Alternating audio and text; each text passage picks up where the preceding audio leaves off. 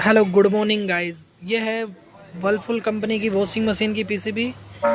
ये 6 बटन की पीसीबी है और ये नॉर्मली मार्केट में 1800 1850 में प्रोवाइड हो जाती है।